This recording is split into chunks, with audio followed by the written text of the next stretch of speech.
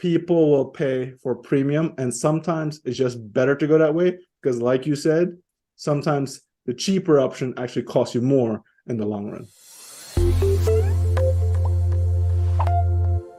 What is up, everybody?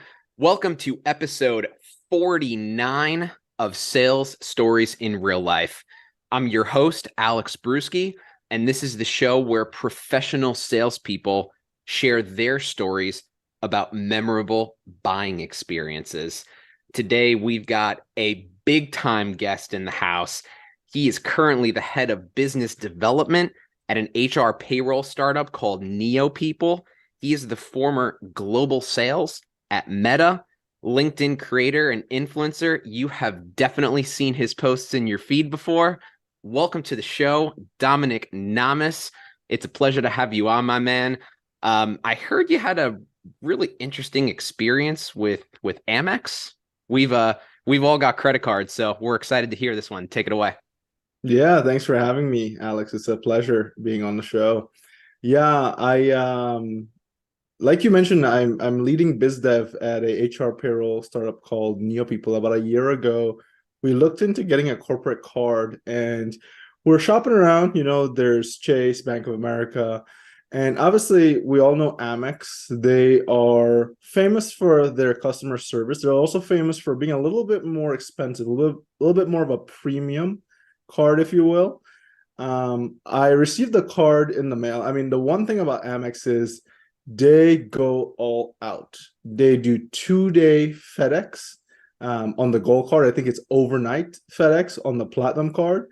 And so I applied for it on, call it a Wednesday evening. By Friday morning, the card had arrived via FedEx package on my doorstep. And I was going online and trying to, start up the card. And I don't know what went wrong. I forgot my password. I forgot my user ID. I don't know what went wrong.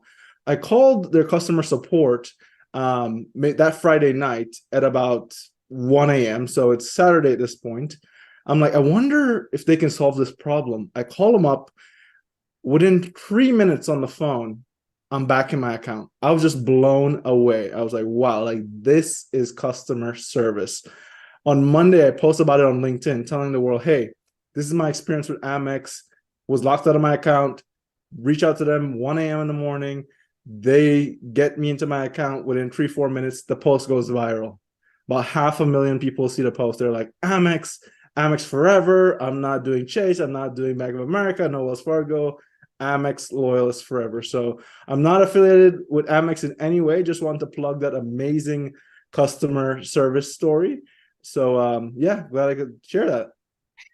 That's outstanding because we say all the time, like customer experience is everything, customer experience is everything. But to have these real life examples and we can really kind of unpack what happened and why, then you get these great customer testimonials that may just go viral on social media, right? Especially on a site like LinkedIn, where it's a higher earning income demographic, right? Where it's a lot of business professionals.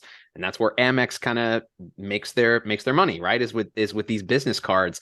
And I think you hit on a couple of really good key points. Is number one, Amex is a premium product for sure, right? Like they are by far, as far as my experience is, the most kind of expensive annual fees. But then at the same time, they also give that exceptional customer service. They have the really exceptional perks. So why don't you walk us through the start of it, right? You're looking for a card.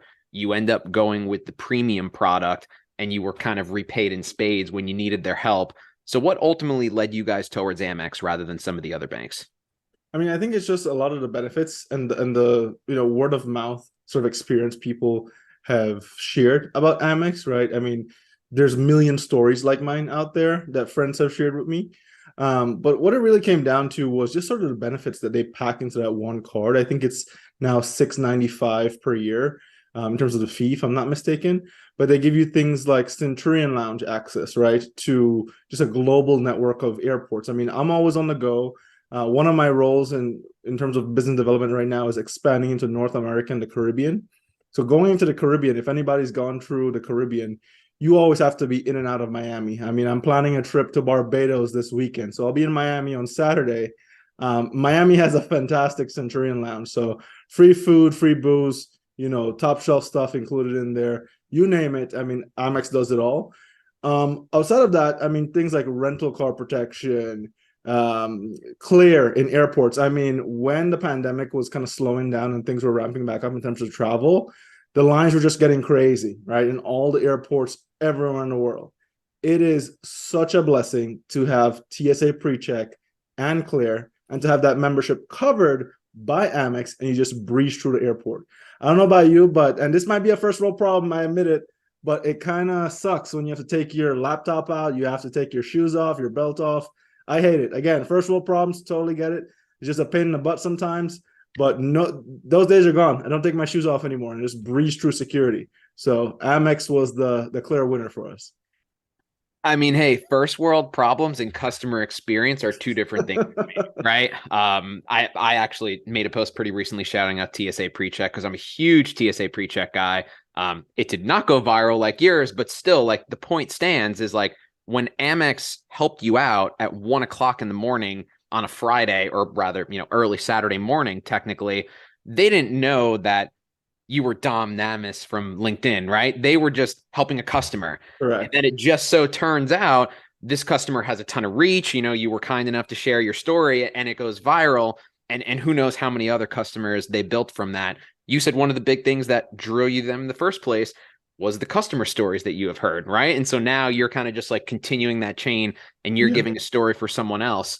So I guess kind of take us back to that moment, right? Like it's 1 a.m, you're locked out of your account. This is a brand new card, right? That's frustrating. I mean, let's call it what it is. That's a pretty frustrating onboarding experience. And you're kind of like, I'll just throw them a call and see what happens. And they kind of come through and they're able to do it instantaneously, essentially for you. Three minutes, you're back into your account. What's going through your head at that point, right? Like that roller coaster from like ultimate frustration to ultimate satisfaction. Take us through that. What's going through my head is it's the competitors don't do this. And I understand why I'm paying this premium for this level of service and satisfaction, right? Anywhere, anytime you need them, you pick up the phone.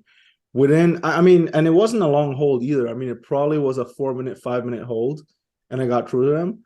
I mean, I'm sure we've all experienced being on hold for airlines, for telephone providers. I mean, I think I don't want to be naming names and throwing folks under the bus here, but my telephone provider the other day, I think it was like a 9-hour hold time, and I was like, forget it.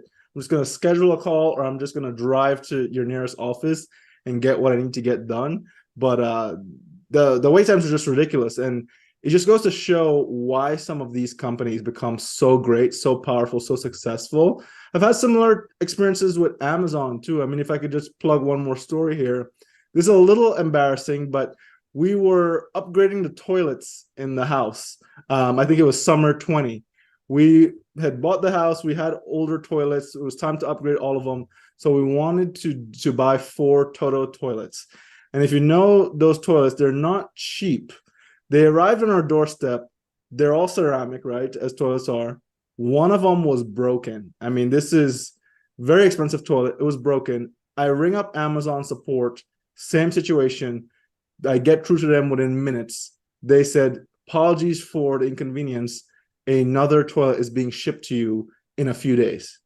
No questions asked, nothing. They're just replacing a $800, $900 toilet just like that. That's customer love. That's customer experience. It's a perfect story to plug. And I want to actually pull on a thread of what you were talking about earlier, because I think that it's a really, let's just say, kind of hot topic about like quality versus quantity, or like premium product versus cheap product. Oftentimes when you're buying cheap, it's more expensive than buying premium. Like, let's just take the hold example, right? If you go with some, I'm not going to call out any bank name, but let's just say a Joe Schmo credit card, right? Not a high-end credit card. Maybe you call them and you're on hold for, like you said, hour and a half, 2 hours. So sure, maybe that Amex annual fee is $695. But if you're on hold for 2 minutes and you get all your problems solved versus you're on hold for an hour, 2 hours, right? Then you start taking the value of your time and you're like, exactly. Well, I just put a, few $100s of my time into waiting on hold, and I could have just paid it with cash, right? Rather than with my time. So what's your kind of take on premium versus cheap, let's just say? My take is, you often pay, you often get what you pay for. I mean, when you're mentioning sort of like the difference between premium or inexpensive or cheap, I mean, I'm thinking about now the Apple Vision Pro that just dropped this week, right? Super hot topic, super controversial. I'll give you my take up front. I think it's brilliant. That being said, I'm a huge Apple fanboy. Gonna throw it out there. I think people will not blink, right? The Apple loyalists that can afford it, of course, will not blink, will be in line on day one to get their hands on a $3,500 device. I mean, I'll tell you, and I don't even know if Apple's going for a consumer play, right? A lot of folks have said, hey, maybe this is sort of like the beta. This is their first device to have developers create more content, create more features, and then they drop a more consumer consumer friendly price point, if you will, right? In a later device, V2, V3, etc. But I mean, companies like Meta, right? I worked at Meta for 5.5 years. We would just go to the IT desk and say, hey, I broke my laptop. It's not working. Can I request a new laptop? And these guys were giving us $4,000 MacBooks, right? And I mean, if you broke it, they would obviously replace it. But we also had a program where every 2 years they would replace it complimentary. So we were just upgrading to the latest and greatest device. So maybe it's even a B2B play.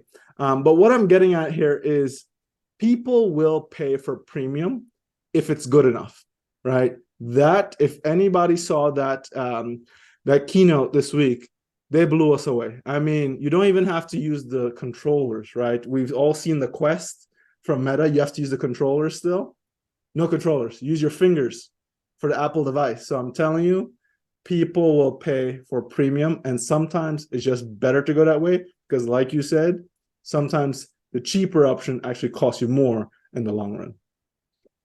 You get what you pay for, right? I mean, it's something that's said all the time. So maybe let's kind of wrap this up in a bow for our sales folks here. Definitely got a lot of B2B sellers listening to the show. So I got a two-part question for you. Number one, what would you recommend to sellers that are selling a premium product, right? And then number two, what would be kind of the one big takeaway that you'd want to give to our sellers that are listening, right? If there's one thing they could take away from this episode, what would it be from your experience with AMEX? I would say, so to answer the first part of your question, what would I sort of like say to folks selling a premium product? Believe in your price, believe in what you're selling and what you're pushing. But to kind of answer that second part of the question, you gotta offer premium white glove level service, right? You can't just sell something at a super high price point and not give a level of service. The other thing to keep in mind, and I was listening to Nathan Latka, who I'm a huge fan of, and he was actually talking about in B2B sales, it's really about building a relationship, a long-term relationship, right? You shouldn't just make it transactional. Yes, you're exchanging money, but especially in B2B sales, you need to be earning their trust every single month or every single year over a long period of time, right? This is a relationship, it's a marriage that you're building. And so you want to think, when you think about your partner, somebody you're married to, you want to continue to build their trust. You want to build their confidence. You want to continue to get their love for a long period of time. That's the same way you should think about your buyers. That's perfectly said. Like, it's not just one moment, right? It's not that one moment that you overcame that objection and they signed the contract and it's like, okay, we're done, right? You are constantly selling, constantly building trust, constantly giving that white glove customer experience like Amex gave to you if you really want to have these successful relationships that continue to flourish. Because sure, you can kind of wrestle someone into a deal, and if they just churn shortly after, it's almost maybe even more of a loss than it was a win. So I think you hit on a really key point there. I know that you got a lot to plug with the audience. So anything else that you want to talk to about sales wise, or do you want to go ahead and plug away? Because I know you're working on a lot. One thing I will say, but just before I jump into some plugs here, is when you're going after new clients, new business, right? I think you really want to keep in mind you're building a relationship, one, like I just mentioned, but two, do not strong arm folks into deals, right? don't go in with the threat of lawsuits. Don't go in with the threat of huge losses, right? Financial or otherwise. Don't go in with this like negative, threatening mindset. Go in with a more positive mindset. And I won't name any names on this podcast, but I will tell you that I've had experience where folks are like, hey, do this or else. It is a horrible experience, right? I may sign a year contract because, maybe the threat was so large, but I will never, ever, ever renew again, nor will I ever speak well about those brands in public ever. So you're actually doing more harm than good by strong arming folks into deals. So I highly, highly discourage it. Well said. And we don't badmouth anybody here, but just to hear that experience alone, right? The word of mouth is almost more threatening to the company than the revenue that they're going to get from you for one year that they kind of strong armed you into it. That's a really, really important point to hit home there. Awesome, Dom. Let's plug away. I know you're working on a bunch. I'm excited to hear. Yeah, like I mentioned, I'm currently leading Biz Dev at NeoPeople, right? We are an HR payroll platform. So if you are looking for a new HR payroll provider, definitely reach out to us. Reach out to me on LinkedIn. Reach out to us at neopeople.com. We specialize in hourly employees, right? Perhaps more blue collar workers, if you will. I know Gusto, our friends over at Gusto, they do a really good job with startups. We're actually the opposite, right? More hourly type employees versus salaried, and non-tech. So I'm thinking industries like hospitality, restaurants, construction, manufacturing. We do a really good job in those industries. We've been expanding all across the Caribbean and into North America. So we'd love to chat with you. Hit me up. My DMs are always open on LinkedIn. And speaking of LinkedIn, I would love for anyone listening to this to give me a follow on LinkedIn. I'm very grateful for the community I've been able to build over the last 18 months or so. I just hit 83,000 followers on LinkedIn. I would love to get to that 100K this year. So I'm chasing after it. And I promise, I reply to comments, I reply to DMs. DMs are a little bit more hectic. The inbox is crazy. I tend to reply to comments more than anything else. But if you follow me, if you know anything about me on LinkedIn, I love spreading love. I love helping folks find jobs, connecting folks, right? I want to see us all win. And I love spreading positivity. So let's do it together. Let's lift each other up. And yeah, that's all I have for you today. I can second all of that. Your presence on LinkedIn is phenomenal. You're a great storyteller. You often have posts and stories that go mega viral, kind of a la your AMEX story here. Make sure that you hit Dom up if you're looking for HR payroll services, particularly if you're within those segments that he mentioned. Find him on LinkedIn. Last name is spelled Namis. Dominick. Man, this has been an absolute blast. We're going to get you to that 100K mark. Your 83K was at the time of recording. So by the time this episode releases, it'll probably even be higher than that. So let's get Dom to 100K, man. Appreciate you for hopping on the show so much. Sales Stories in Real Life, fam. We will see you next week. Cheers. Thank you, Alex.